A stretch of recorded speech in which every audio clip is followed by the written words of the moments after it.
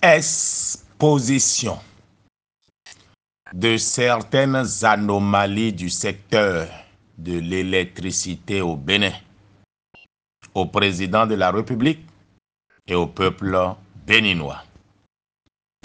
Monsieur le Président, peuple béninois, j'ai décidé de faire l'audit du système économique qui a pu permettre que certains disposent de 1500 millions pour tenter de corrompre à faire un coup d'État.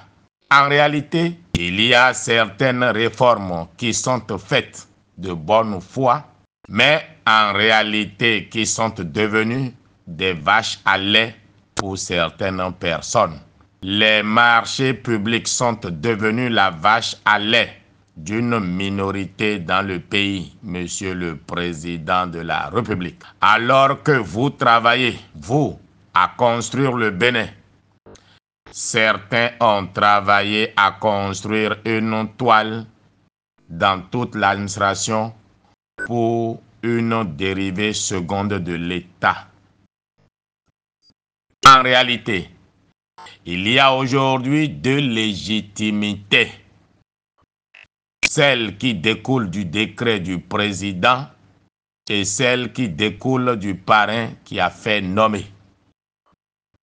Monsieur le Président de la République, comment a-t-on pu imaginer que la société distributrice d'électricité allait fournir l'électricité aux clients et qu'une agence indépendante allait récupérer l'argent auprès du client pour le compte de la société de distribution, se payant au passage une redevance, c'est-à-dire sans fournir aucun effort économique, cette agence va gagner de l'argent sur le dos des populations.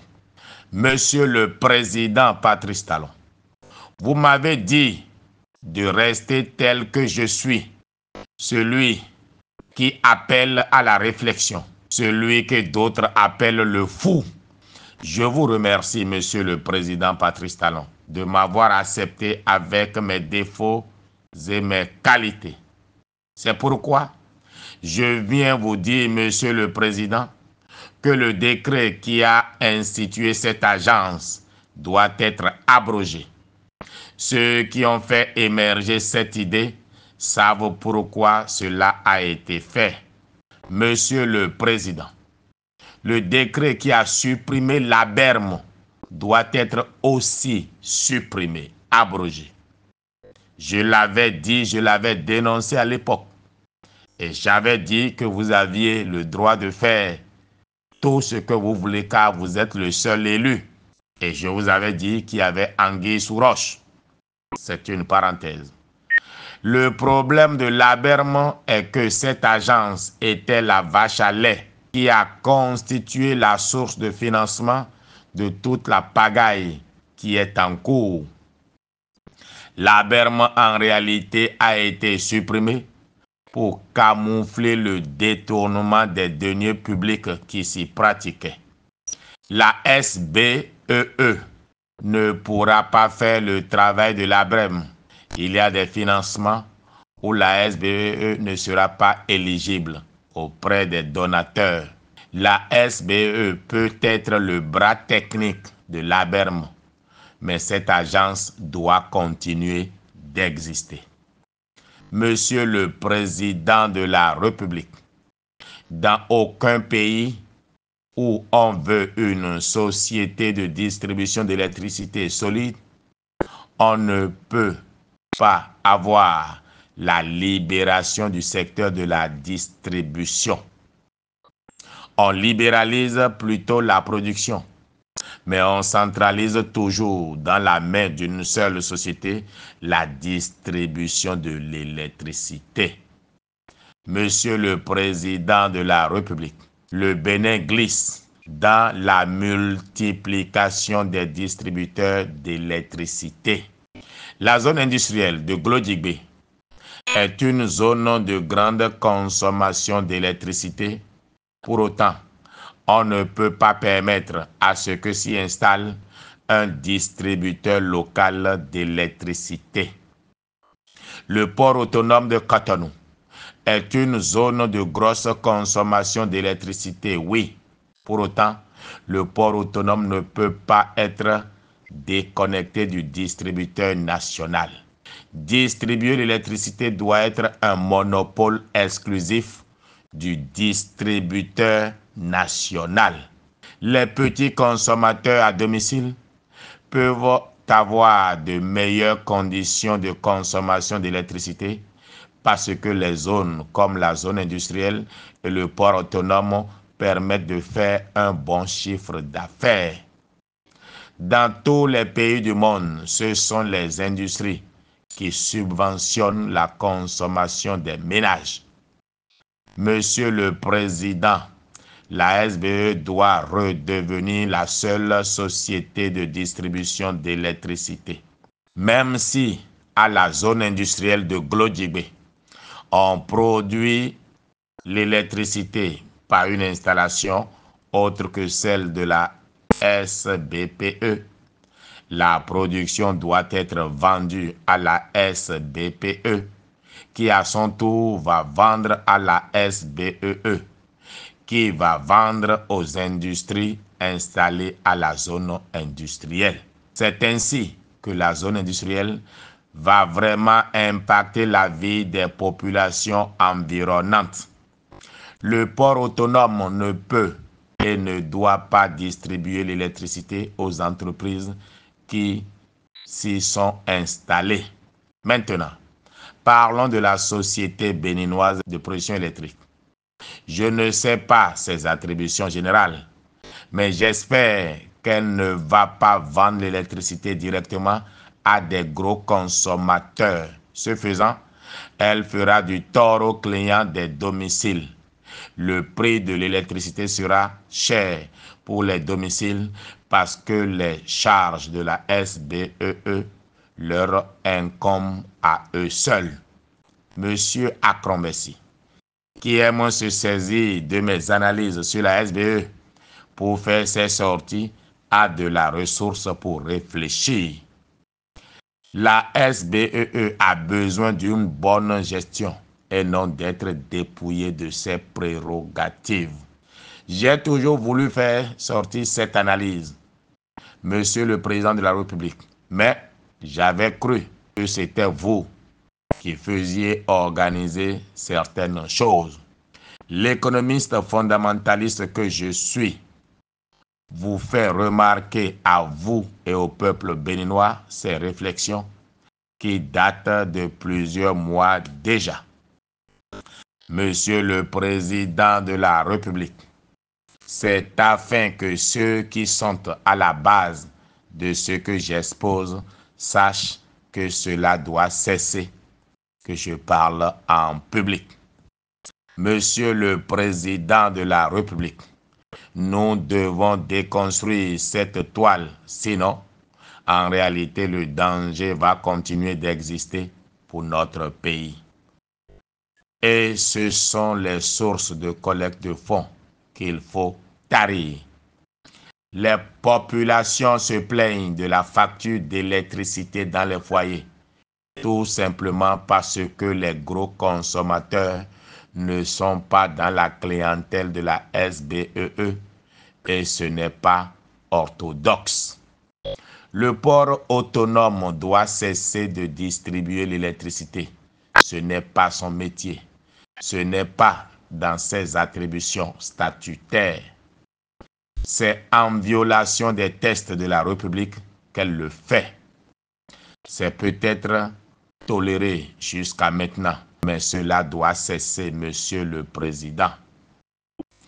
La CIPI doit cesser de distribuer l'électricité. Ce n'est non plus dans ses attributions statutaires. Si on veut que le prix de l'électricité pour les ménages soit bas, il faut que la SBEE fasse directement son chiffre d'affaires avec les gros clients.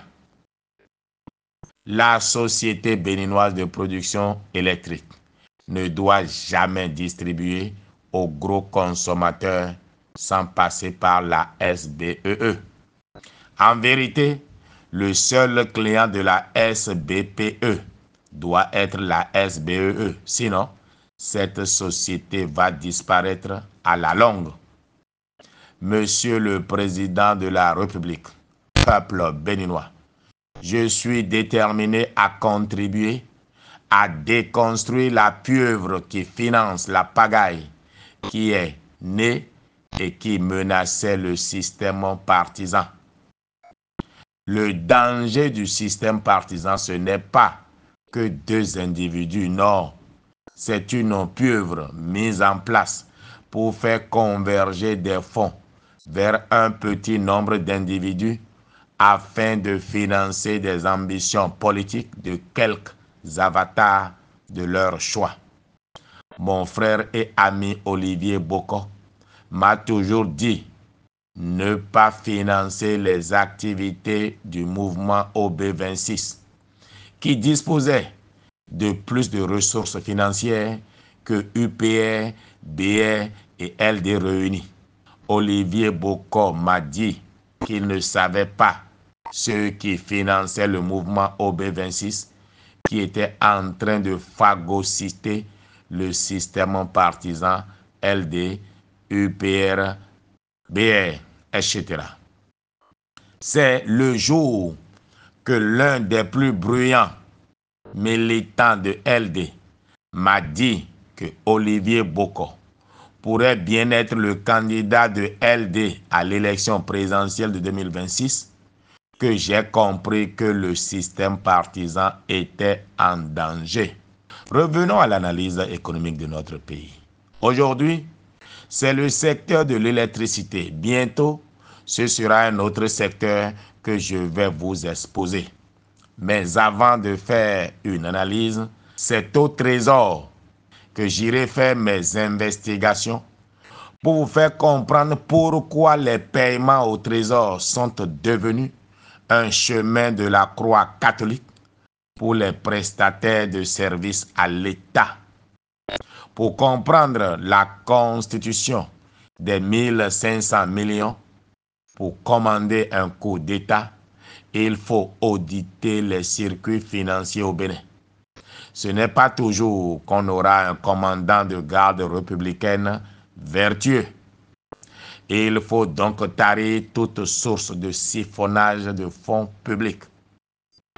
Monsieur le Président de la République, pendant que vous avez le nez dans le guidon, d'autres travaillaient à diriger les ressources financières du pays vers leur bourse. Je vous remercie de votre aimable attention, Monsieur le Président de la République, peuple béninois. Bertin Korovie, mon nom, économiste fondamentaliste, PDG de Politique Consulting, SARL, agence d'analyse et d'études économiques, recherche de financement. Nous sommes le 5 octobre 2024. Que Dieu protège le président Patrice Talon, que Dieu protège le Bénin, que Dieu protège le gouvernement du Bénin. Et je vous dis que je ne manquerai pas d'analyser, de prendre chaque ministre du gouvernement et de voir s'il est resté fidèle au système partisan ou pas, ou alors s'il y a des homekis qui se cachent dans le gouvernement. Nous ne voulons pas être surpris. Même les députés, nous allons les analyser un à un, les maires un à un, pour savoir qui continue avec le président Patrice Talon ou pas. Aujourd'hui, c'est mon frère et ami Olivier Boko et qui est exposé que tout le monde abandonne. C'est lui la brebis galeuse pour certains. Mais ceux qui l'y ont encouragé, ceux qui l'y ont poussé, ceux qui ont fait croire, même dans LD, ce parti qui se dit de l'opposition, un parti d'opposition qui dit que l'alter ego du président qu'il combat peut bien être son candidat. Quand vous lisez leur communiqué, on a la vague impression qu'ils sont en train de pleurer qu'il n'y ait pas eu coup d'État. Parce que quand ils donnent les raisons du coup d'État, selon eux, oh, le code électoral, aux assises nationales, aux élections inclusives. Mais franchement, si on pose la question à ces gars-là, on va découvrir des choses. Je vous remercie.